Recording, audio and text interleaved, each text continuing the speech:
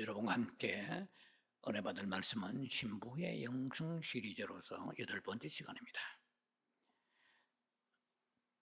메인 타이틀은 14만 4천의 영적 비밀입니다.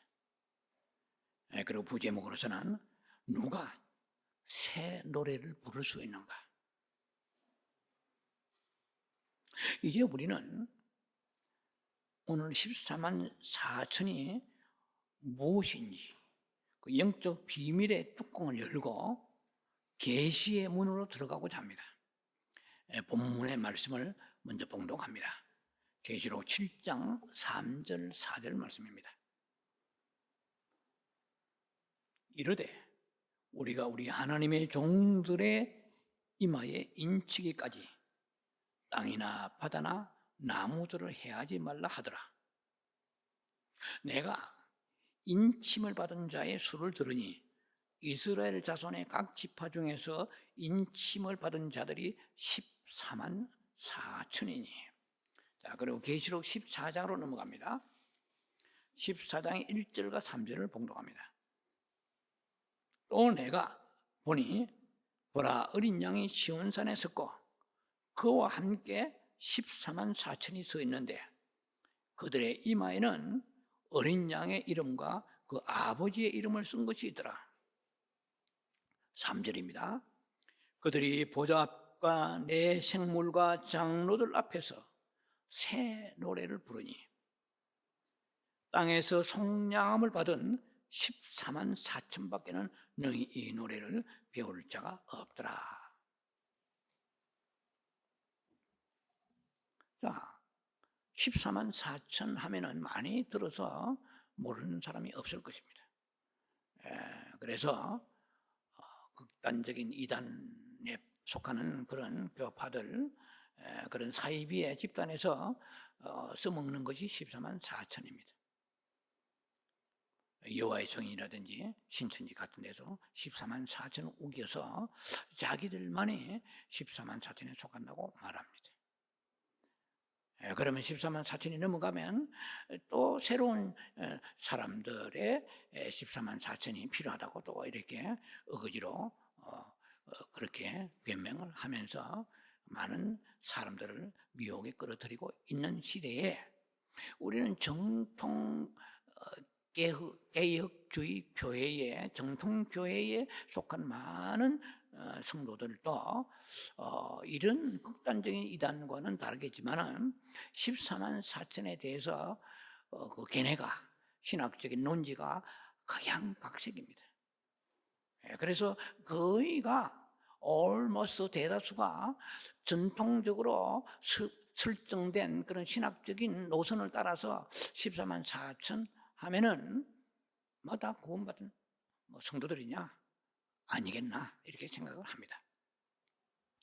자, 그래서 오늘 읽었던 이 계시록 7장과 14장의 두 본문을 놓고 볼 때에 신학적으로 꽤 논란이 되기도 하는 그런 말씀입니다.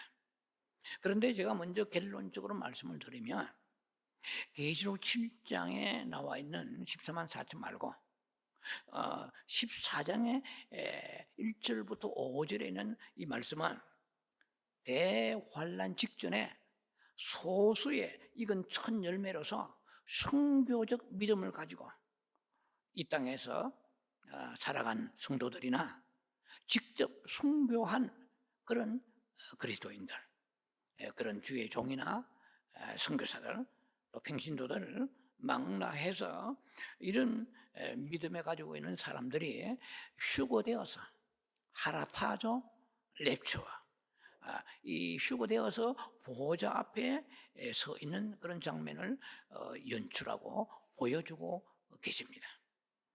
자, 무엇으로 우리가 알 수 있는지 너무나 자명하게 우리가 인지할 수 있고 구별할 수 있고 파악할 수가 있습니다. 왜냐하면 성경은 타이팔로지라고 그래요. 엔티타이프라고 그래요. 이것은 예표론이라는 말입니다.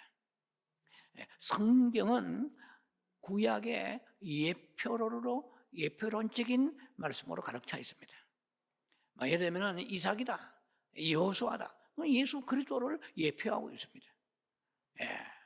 그리고 가나안에 들어갔다 그러면은 천국에 똑같은 건 아니지만은 천국의 일종의 예표론적 의미로 볼 수가 있다는 것입니다. 그래서 그러면 구약의 신약을 예표하는 것들이 많지만은 특히 오늘 우리가 계속해서 공부하고 있는 이 계시록의 그 첫 열매에 대해서는 이미 말씀을 드렸습니다. 여러분들에게 다시 한번 상기시키기 위해서 시간이 아주 그냥 귀하지만 그러나 간단하게 리뷰한다면 구약에서 그 7절이나 맥추절에 그 농산물을 수확하면 레위기 출애굽기 23장 19절, 레위기 23장 10절 11절에 보면은 그냥 아무렇게나 곡간이나 타작마당에 있는 곡식을 거두어서 창고에 들여놓지 않고 꼭 하나님의 규례입니다. 명령입니다. 꼭 그 첫 번째 타작한 수확한 곡물들을 먼저 익은 것들을 제사장에 들여서 성전에 가서 하나님께 바치게 되는 것입니다. 그럼 목사님, 그럼 그는 구약이 아닙니까? 신약과 무슨 상관이 있습니까? 예, 상관 있고 말고요. 제가 미리 말씀드렸잖아요. 예표론적으로 성경은 기록되어 있다고요. 예표란 말은 미리 그 징조를 보여준다는 뜻이에요. 자, 그러면 신약에 와서 마태복음 2장이나 3장에 보면 알곡과 쭉정이가 나와 있습니다. 그리고 곡식과 가라지가 나와 있어요. 쭉정이와 가라지는 불에 태워버린다고 그랬어요. 그때의 곡식을 성도로 비유하고 있습니다. 그렇다면은 구약의 그 곡식이 잘 익은 열매를 먼저 자기가 타작마당에서 추수한 그 곡물들을 아무렇게나 창고나 곡간에 들이지 않고 성전에 들인 것과 같이 신약의 곡식에 해당하는 성도들이 그 교회의 밭에서 다 성숙하고 자라가는데 천차만별입니다. 오늘 계속해서 우리가 강조해도 모자라는 것이 뭐냐면은 열매라고 다 열매가 같은 열매가 아니라는 것은 동의할 것입니다. 잘 익은 열매가 있어요. 예, 우리가 사과나무나 아니면은 무슨 이런 그 유실수를 재배해 보면 새가 와서 파먹기도 하고 잘 성장하지 않고 좀 이렇게 연약한 것도 있지만 어떤 것은 굉장히 아주 그냥 튼실하고 열매가 아주 성숙되어 잘 익은 것도 있습니다. 그런데 그 농부나 혹은 그 수확하는 사람이 아무렇게나 따지 않아요. 보고 따는 거예요. 하나님 앞에 우리가 곡물입니다. 그레인이요, 크라프입니다. 그래서 우리는 사람이지만 영적 의미에서는 하나님의 곡물이에요. 하나님의 농산물이에요. 그래서 똑같은 교회의 밭에서 신앙의 생활을 하지만 하나님 보실 때는 아주 안 익었고 전혀 이걸 생각을 안 하고 세상을 사랑하고 말씀을 그냥 순종하지 아니하는 타협하는 사람들이 수두룩합니다. 그래서 오늘 계시록 14장에 14만 4천 명의 사람들은 이거 몇 번씩 강조합니다. 이 여자와 더불어 더럽히지 않았다고 그랬어요.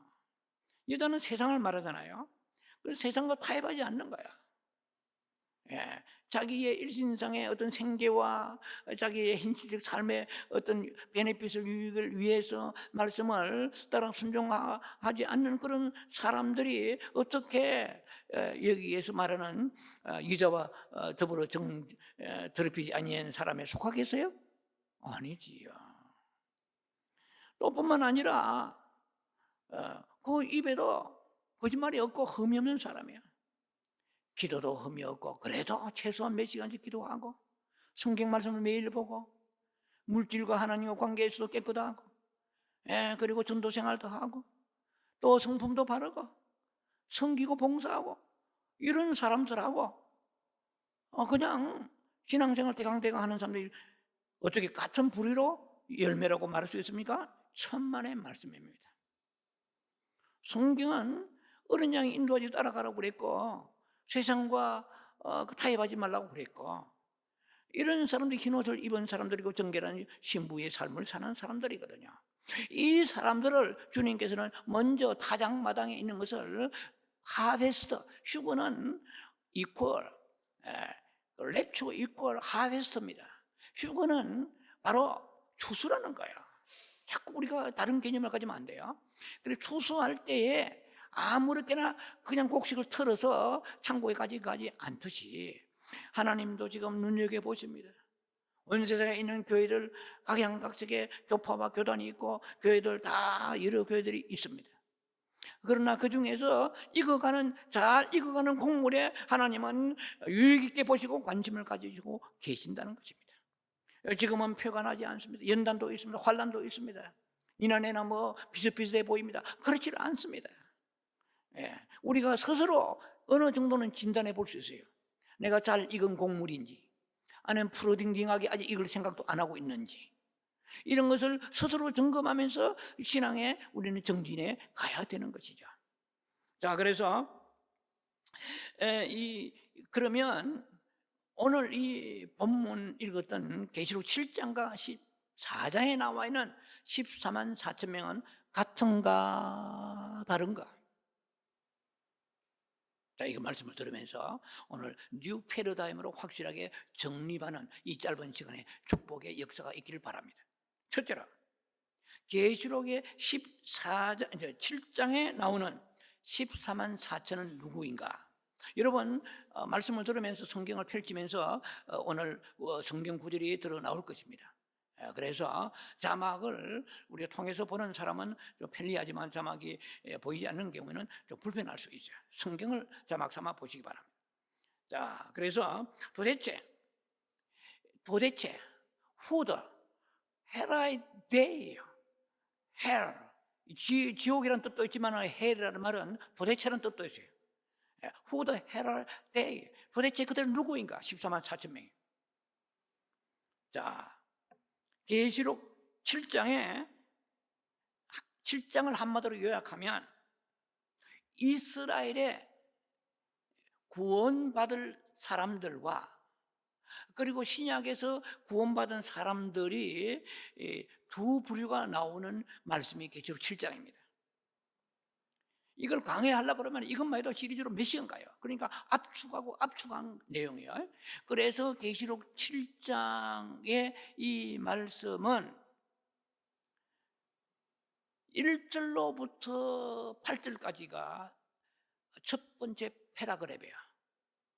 그리고 9절로부터 17절까지 끝절입니다. 끝절까지는 두 번째 패라그랩이에요. 두 번째 단락이에요. 그러면 첫 번째 단락에서 12지파가 나와요, 안 나와요? 나오죠. 쭉 이스라엘 12지파 1만 2천 명씩 나와가지고 12 곱하기 1만 2천 하니까 14만 4천이잖아요.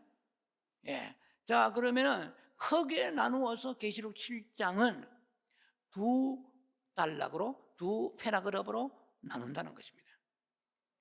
그러면 첫 번째 7장 1절로부터 8절까지의 내용이 바로 12지파가 나오는 내용입니다. 그러면 과연 이 12지파가 14만 4천이 나오는데 이 사람이 누구냐라는 것입니다. 학자들은 두 가지 견해가 있습니다. 이것이 바로 유대인들하고 유대인 남은 자들, 유대인이라고 해석하는 학자들이 있고, 두 번째 이 14만 4천 명은 계속 7장을 지금 얘기하고 있는 거예요. 두 번째 단락에 들어가서는 14장을 다룰 것입니다. 그런데 7장에 나와 있는 14만 4천 명의 그 두 번째 견해의 신학자들은 구약의 하나님의 백성과 신약의 성도들의 총합이다, 총계다, 합계다 라고 말하는, 그렇게 주장하는 두 가지 부류의 학자들이 있다는 것입니다. 자, 제가 미리 말씀드렸죠. 계시록 7장에는 전반부에 8절까지입니다. 전반부에는 이스라엘의 유대인들을 구원하는 그런 내용입니다. 14만 4천. 그리고 이제 9절로부터 10절 후반부 반복이 됩니다만, 여기에는 신약 백성들, 휴거된 백성들이 하늘에 올라가서 보좌 앞에서 그들이 하나님을 찬양하고 흰옷을 입고 종려가지 들고 찬양하는 이런 내용이 나옵니다. 그리고 후반부에 가서 7장 후반부에 가면은 9절로 그러니까 17절까지죠. 그런데 그 후반부입니다. 그는 15절로부터 17절이에요. 성경을 봐야 이게 지금 제가 얘기는 헷갈리지 않을까요? 후반부에는 영세에 있을 하나님 앞에서의 모든, 먼저 휴거된 사람이나 나중에 된 사람 상관없이 영세에 있을 그 하나님의 위로와 눈물을 닦아주시고, 그 다음에 불에 햇볕에 상하지 아니하고 이런 장면들이 막 나옵니다. 자, 제가 깊이는 들어가지 않겠어요. 많은 부분을 잘라내고 제가 여러분과 말씀을 나누는 것입니다. 자, 그래서 한마디로 말하면 이게 7장에 나온 14만 4천 명은 신약 백성, 믿는 하나님의 자녀들이 아니고, 뭐라고 그러세요? 아니라는 거예요. 아니고 구약적 관점에서는 하나님의 종들이라는 거예요. 그럼 누굽니까? 이스라엘 사람들이죠. 12지파요. 자, 이스라엘 백성들을, 유대인들을 지칭하는 것입니다. 자, 그러면 계시록 7장 2절로부터 3절을 성경을 보시기 바랍니다. 또 봄에 다른 천사가 살아 계신 하나님의 인을 가지고, 3절입니다. 우리 하나님의 종들의 이마에 인치기까지, 이렇게 나와있어요. 땅이나 바다나 나무나 해하지 말라 나와 있죠. 자, 여기에서 주의해야 될 것이 계시록 7장에 나와 있는 14만 4천 명 무리들을 하나님의 종들이라고 표현했습니다. 구약에서 이스라엘 백성들을 하나님의 종들이라고 말하는 곳이 이사야 41장 8절과 이사야 44장 21절에 보면 나와 있습니다. 이스라엘 백성들을 하나님의 종들이라고 그랬어요. 자, 여러분들 신약의 백성들을 목회자나 특별히 주의 종이라고 이렇게 부르지만, 하나님의 종이라 부르지만, 모든 성도들을 하나님의 종들이라고 부릅니까? 여러분들 교회 오면은 집사님, 권사님, 장로님 이렇게 부르지 주의 종이여 이렇게 부릅니까? 그렇게 안 부르잖아요. 자, 그래서 신약에서는 하나님의 종들이라고 부르기보다도 자녀들이라고 하죠. 아들, 하나님의 자녀들이라고 합니다. 물론 마귀의 종되었다가 그 다음에 사랑의 아들의 나라로 옮겨졌기 때문에 영적으로 자유함을 입고 하나님의 어떤 영적 신분에 있어서 종적인 그런 부분이 있지만은 평신도로 주의 종이라고 부르지는 않잖아요. 그런데 오늘 계시록 7장에는 14만 4천 이마박에다가 하나님의 인을, 도장을 받은 사람들을 부르기를 뭐라고 부를래요? 하나님의 종들이라고 불렀다 이 말이에요. 자, 오늘 우리가 이 은혜의 시대, 성령의 시대의 신약의 성도들에게는 성령의 인을 칩니다. 에베소 4장 30절에 보면 성령의 인을 쳐서 그리고 우리가 구원받는 그런 축복을 누리게 되는데, 마지막 시대, 환란 시대입니다. 마지막 시대에 구원할 이스라엘 백성들에게는 이마박에, 이마에다가 하나님의 인을 칩니다. 그래서 다른 방식으로 구원받는다는 거예요. 여러분 굉장히 유익 있게 잘 보아야 앞으로 헷갈리지 않을 것입니다. 계시록 7장 4절에 보면은 내가 입 맞은 자의 수를 들으니 이스라엘 자손의 각 지파 중에서 입 맞은 자들이 14만 4천이니 이렇게 되어 있어요.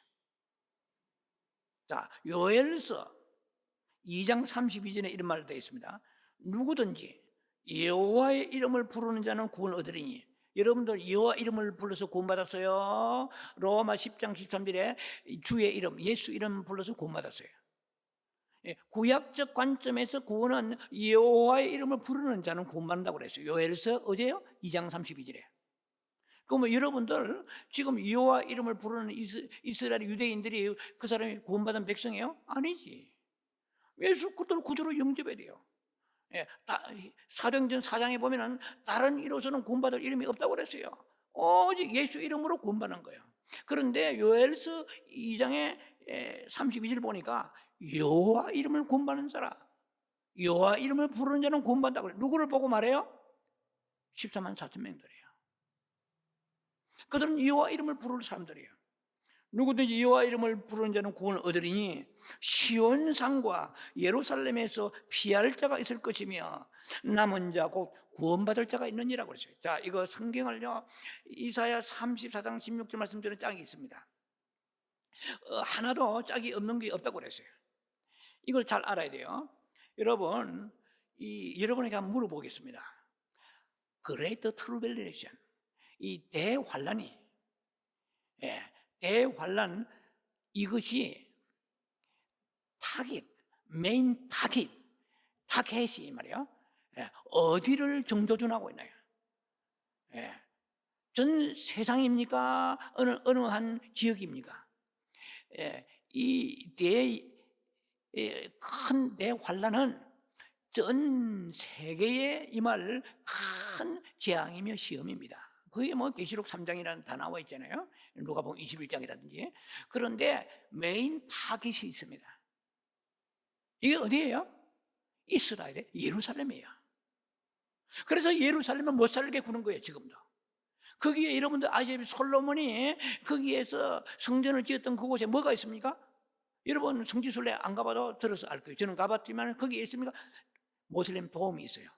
그냥 도움이 아니에요. 황금 도움이 아침에 해가 뜨면은 금빛 찬란하게 이스라엘 예루살렘 전체를 비추고 있습니다. 이 사단이 장악해버렸어요. 이게 이스라엘의 예루살렘은 성지이지만은 온갖 잡된 것들이 붙어가지고 서식하고 있어요. 그런데 장차 이스라엘의 예루살렘이 천년 왕국의 수도가 된다는 거 아시죠? 장난이 아니에요, 이게. 그런데 대환란이 오면 이 사탄, 적 그리스도 사탄이 세계가 이게 아주 영악하기 때문에 여러분 어디에다가 공격을 포화를 퍼붓느냐면은 주된 타깃을 예루살렘에 퍼부어버립니다. 이해가 되십니까? 그러니까 마태복음 24장의 15절로부터 22절까지 보면 마태복음 24장 15절로부터 22절에 보면은 후 3년 반에 멸망에 가정한 것이 거룩한 것이 선 줄 알거든. 이 말은 뭐냐면은 다니엘서 9장의 27절에 보면은 그 7년 1회 동안에 그 중간에 멸망에 가정한 것이 거룩한 것을 선 줄 알거든 이렇게 나와 있어요. 그러면 그때 이것들이 어떻게 하느냐면은 즉 그리스도가 예루살렘에 있는 성전에서 평화조약을 맺었단 말이에요. 처음에 잘 나가다가 후 3년 반 딱 대환란 딱 들어갈 그 무렵에 본색이 드러냅니다. 본색을. 그래가지고 제사와 예물을 금한다고 다니엘 7장 9장 27절에 나와 있어요. 그것이 어디 짝이 있느냐면 마태복음 24장에 나와 있어요. 15절부터 나와 있어요. 그러니까 너희가 이 멸망 가정한 것이 거룩한 것이 선 줄 알거든. 유대에 있는 자들은 산으로 도망할지니라 그랬어요. 이걸 성경을 해석 뒤죽박죽 해놓으면 유대에 있는 사람을 우리 신약 교인들을 생각해가지고 산으로 도망가야 되나? 어디로? 어디로 기도원이나 어디 깊은 그 계룡산에 들어가야 되나? 이렇게 해석을 해버리면 문제가 생기는 거죠. 유대에 있는 자들아, 이 말은 뭡니까? 즉 그리스도가 예루살렘을 타개해서 후 3년 반의 대환란 때에 집중 포화를 붓고 공격합니다. 그래서 성전을 지어가지고 예물을 금하고 그리고 제사를 금합니다. 핍박이 시작되는 거예요. 본격적으로 핍박이 얼마나 무서운 핍박인지 마태복음 24장 21절에 창세후로 이런 그 환란이 없었어요. 예. 천지 창조하고 지금까지 이런 환란이 없었으니까 그 환란이 얼마나 그 심각하고 무지막지한지 알 수가 있는 거죠. 참혹합니다. 그래서 그때 아이 뵌 자들과 젖먹이 다른 저주가 있고 화가 있을지어다 그랬어요. 지붕에 있는 사람은 밑에 물을 가지러 가지 마라. 밭에 일하다가 온 사람은 겉옷을 가지러 가지 말라. 겨울이나 안식일에 이런 일이 생기지 않도록 너희가 기도하라고 되어 있어요. 어디에서? 대환란 후3년 반 때. 이해가 됩니까? 그러면 자 보세요. 제가 지금 얘기하는 여러분 잘 신경 쓰면 들어야 됩니다. 성경을 딱 요약해서 여러분이 지금 말씀드리는 거예요. 그러면 이스라엘의 그 14만 4천 명이 이게 나오잖아요. 7장에. 이 사람들을 구원하시기 위해서 그 예루살렘에 엄청난 그 시련과 재앙과 핍박이 저 그리스도에 올 때에 그들을 14만 4천 명 그들을 보호하기 위해서 12지파 말이에요. 유대인들 이맛박에다가 도장을 찍어요. 여기까지 이해돼야 됩니다. 안 되면 안 돼요. 그러면 내용이 들어가지 못합니다. 앞으로 계속 걸림돌이 생겨가지고 헷갈려 버려요. 이해가 돼야 됩니다. 되기를 축원합니다. 그럼 이마에 인을 찍으면 계시록 9장 4절에 계시록의 8장과 9장은 대환란 때 나팔이 나와요. 전3년 반에 나와 있는 게 계시록 8장이에요. 나팔을 몇 개 불어요? 전3년 반에 4개 불지. 3분의 1씩 다 전부 다 불타버리고 강이 불타고 산림이 강이 불타는 게 아니라 바다도 그냥 그야말로 불이 떨어지게 되고 수목이 3분이 타버리고 물샘이 전부 다 하늘에 별이 떠져 쑥물이 돼버리고 이게 다 나오잖아요. 몇 분의 1? 4분의 1이 말이에요. 3분의 1이 나와요.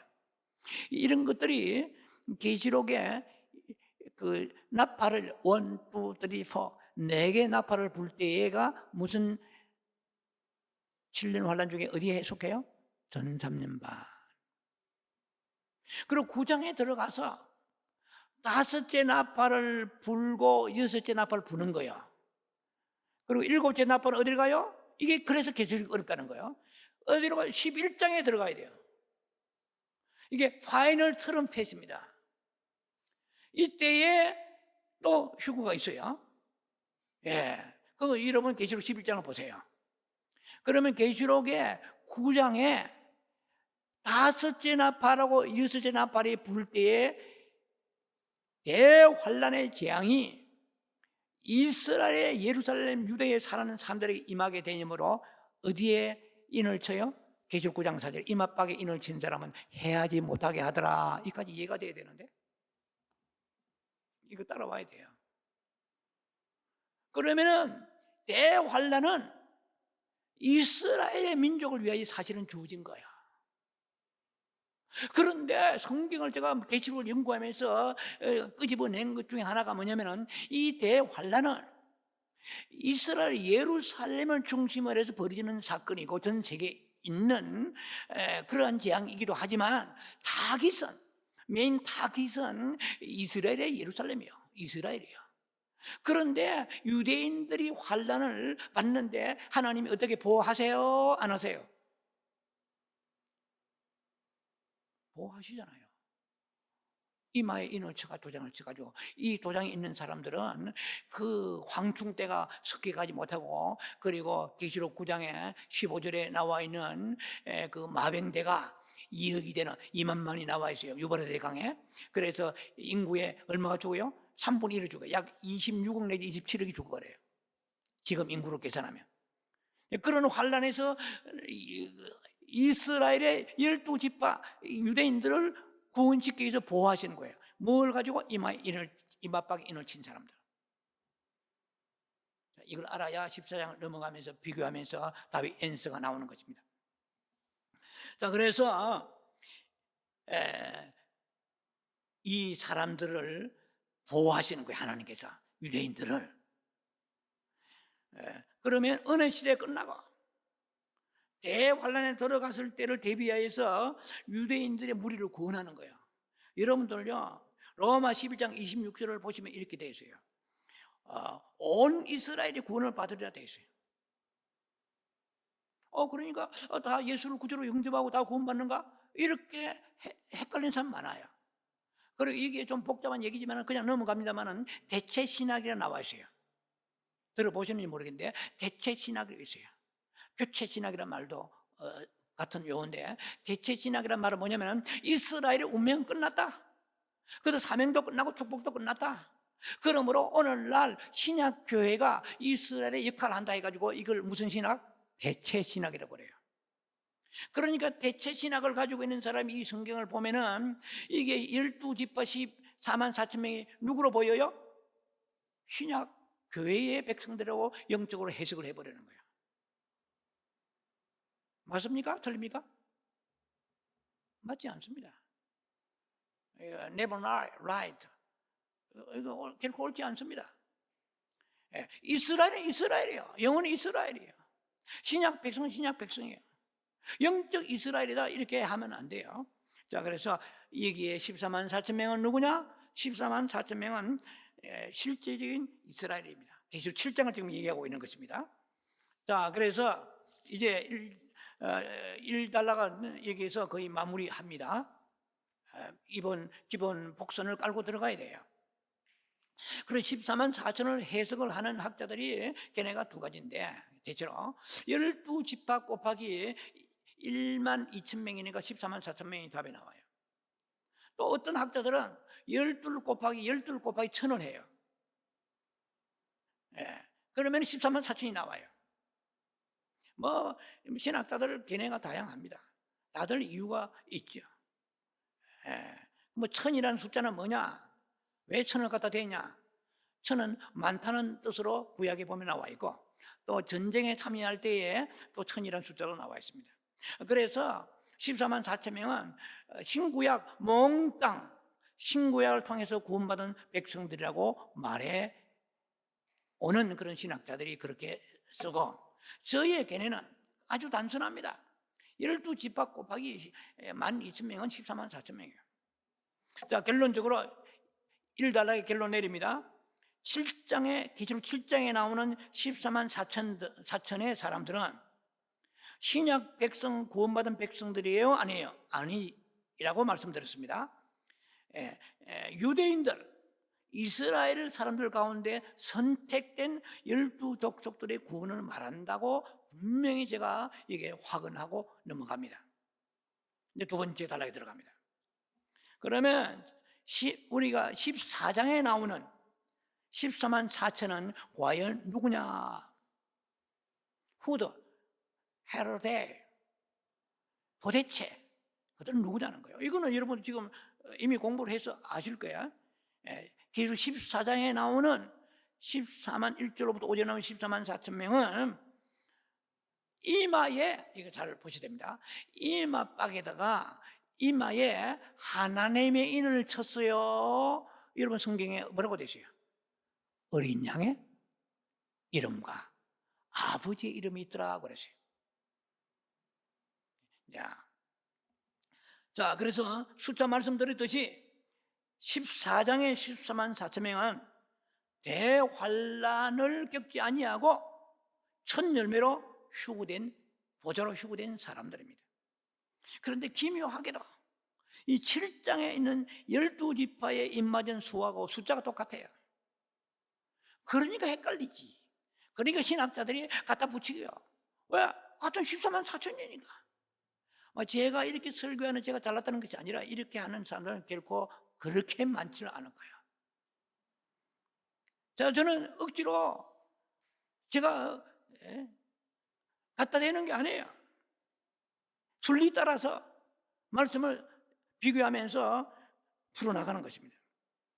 자, 그래서 7장의 14만 4천과 14장에 나오는 14만 4천의 무리가 같은 무리라고 보는 견해가 almost 거의 목회자나 신학들이 이게 지배적입니다.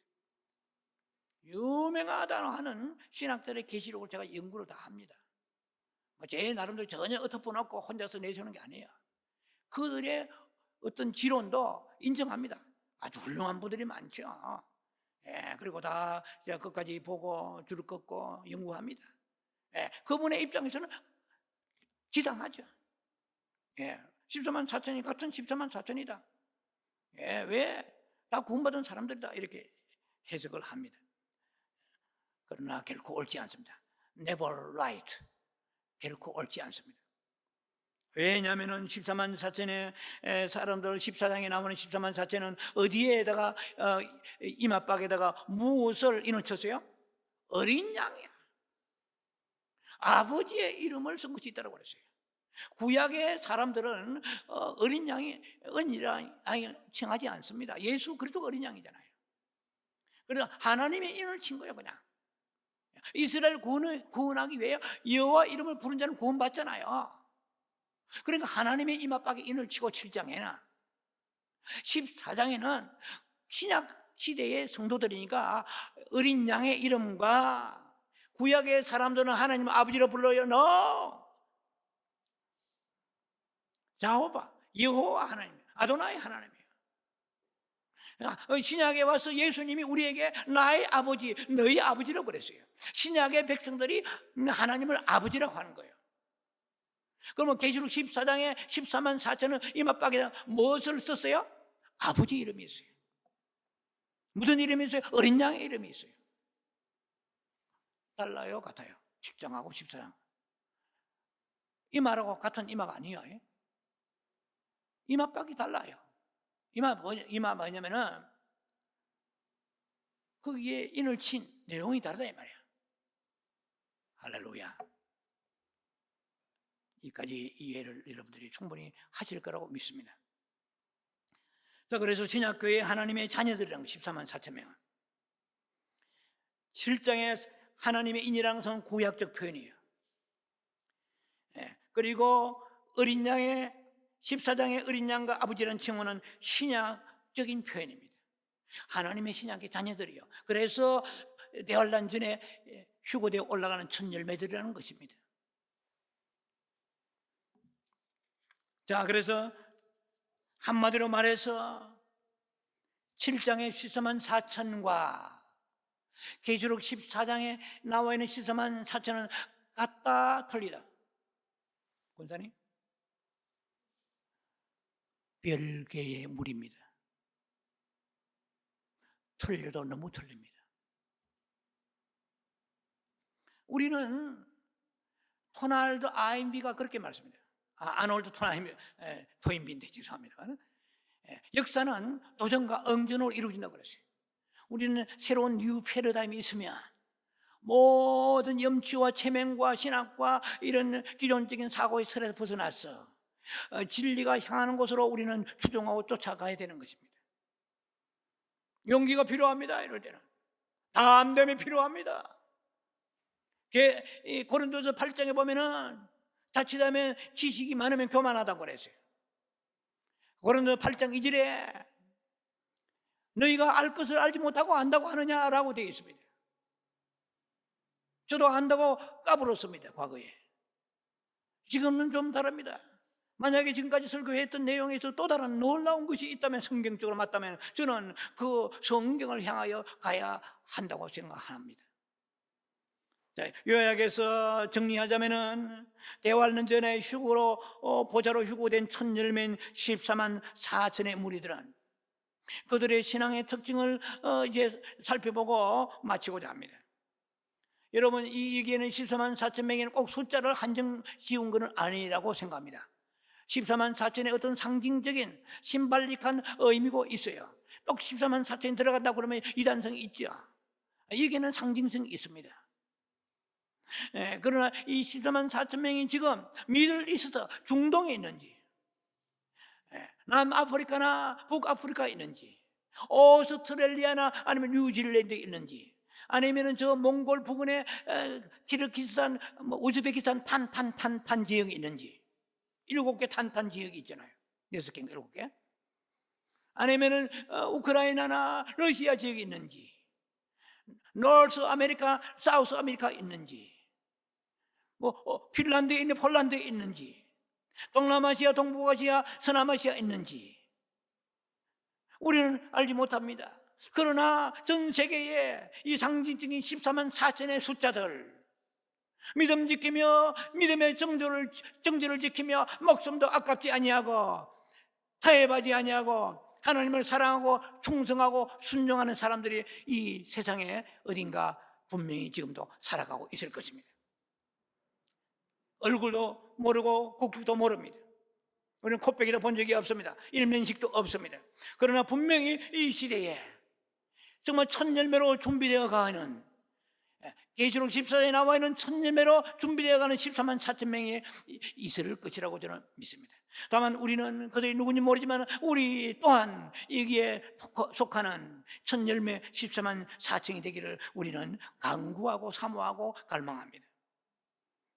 자, 그런데 그들의 신앙의 특징을 말씀드리고 마무리합니다. 14만 4천의 무리에 우리에 들어있는 사람들은 보면은 14장 3절에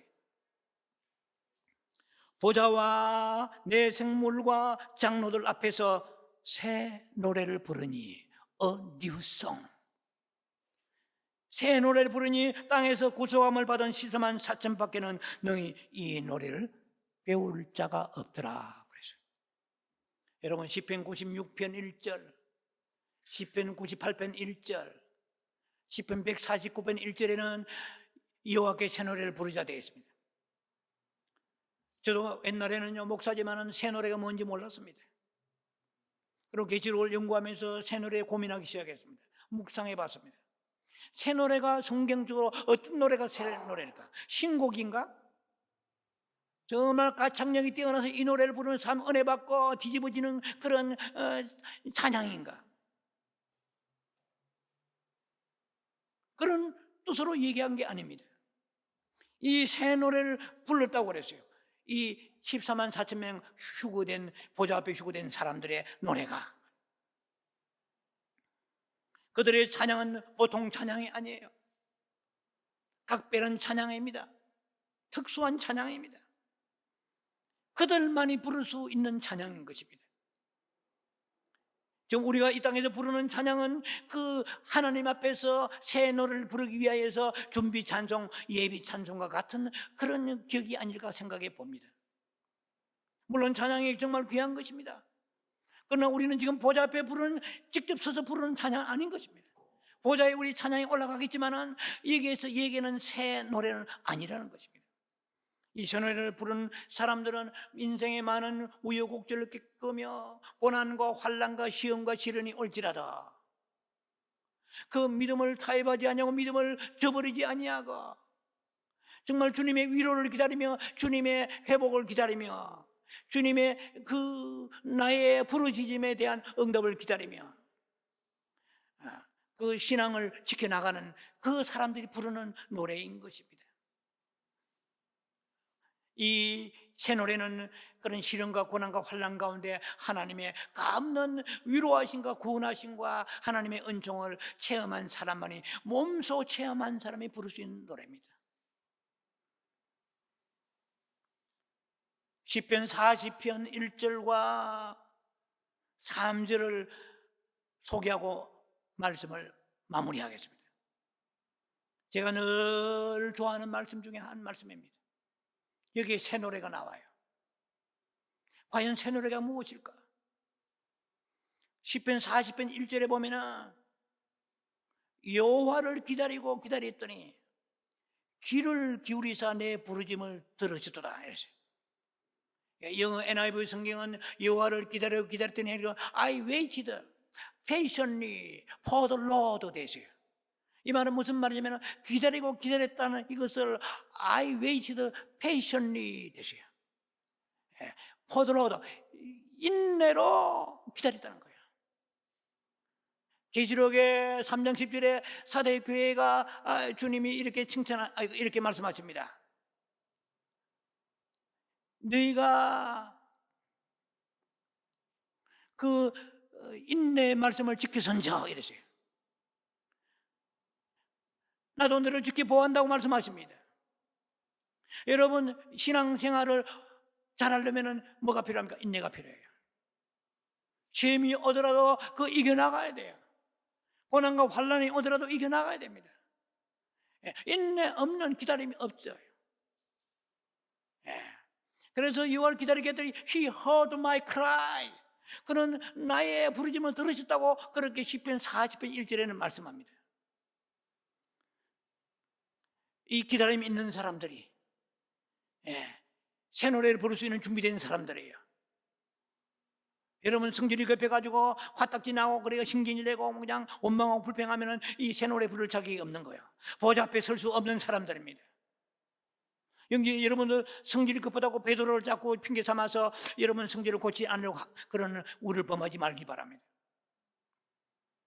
시편 40편 2절 3절 보면은 나를 기가 막힐 웅덩이와 수렁에서 끌어올리시고 그때시요. He left me out of the slime 되세요. out of the slime pit 되세요. 슬레임 피드라는 것은 뭐냐면은 역청을 말합니다. 하나님께서는 내 역청이라는 것을 아시잖아요. 역청은 아스팔트 같은 거예요. 끈적끈적해요. 그 아브라함의 조카 롯이 소돔 고모라서의 그 전쟁이 일어났을 때 그 부근이 역청 지역이에요. 한번 빠졌다고 그러면 아스팔트에 빠지면 나올 수 있습니까? 그렇게 끈끈한 이러한 것을 성경에 얘기하고 있죠. 그 나를 슬라임 피트, 나를 거기서 He lifted me. 나를 거기서 건져 올리시고 그랬어요. Look at me. 그리고 mud and mire 됐어요. mud and mire. mud는 진흙이죠. 진흙탕 같은 늪에 나오려면 더 빠져드는 거예요. 이 문제에서 해결이 되려면 해결이 안 되고 더욱더 깊이 들어가는 거야. 이런 걸 체험해 본 적이 있습니까? 도대체 수습이 안 되는 거야. 해결이 안 되는 거야. 또 수렁에 빠지는 거야. 이 시편 기자가 새 노래를 부르기 전에 이런 환경을 겪었다는 거야. Mud and mire. 그러나 그는 He left me. 나를 끌어올렸어. Out of the slime pit. 나를 그 육정 구덩이에 끌어올리시고 이랬어요. 내 발을 반석에 두사. 이때부터는 평탄한 길을 가게 됩니다. 하나님의 은혜가 임하는 것이요. 어떻게 기다리고 기다린 거예요. 운명 불평하지 않으면 절망 낙심치 아니하고 기다리고 기다렸더니 I waited patiently for the Lord. 내가 하나님 앞에 분명히 그분은 사랑이시야. 때가 되면은 하나님은 은총을 베푸시고 구원하실 거야. 리카바레가 있을 거야. 하나님은 우리를 회복시키실 거야. 반드시 하나님의 때가 있다는 것을 믿고 의심하지 않고 기다리고 기다리는 사람들이 부르는 노래가 새 노래인 것입니다. 그래서 성경을 보면 시편 40편에 보니까 3절에 보니까 새 노래. 이때 비로소 새 노래가 나와요. 아무나 부르는 노래가 새 노래가 아니고 아무 때나 부르는 노래가 새 노래가 아니에요. 새 노래 곧 우리 하나님께 올릴 찬송을 내 입에 두셨으니. 하나님이 내 입에 내가 부르는 찬송이 아니고 하나님께서 내 입에다 찬송을 주셨어요. 하나님이 He put a new song in my mouth. 내 입 안에다가 찬송을 집어 넣어주시는 거예요. 하나님이 너는 정말 고난과 시련 가운데 절망 가운데서 낙심좌절하니까 소망을 죽게 두면서 모든 생명 걸고 믿음 지켜 나갔구나. 내가 너에게 듣고 싶은 찬송이 있으니 네가 부르는 찬송은 아니라 내가 너에게 이 찬송을 주리라. He put a new song, He put a new song in my mouth. 내 입에다가 하나님이 찬송을 주시는 거예요. 그래서 일반 찬송과 다른 것입니다.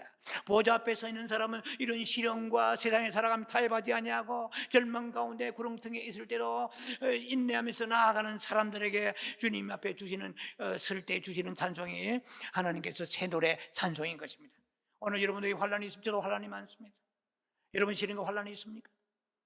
주님은 사랑하는 딸아, 사랑하는 아들아, 내가 너에게 새 노래를 부를 수 있도록 준비시키는 그날에 너희가 내 앞에 섰을 때 너는 환희와 기쁨과 감격과 영광으로 이 새 노래를 부를 것이니라.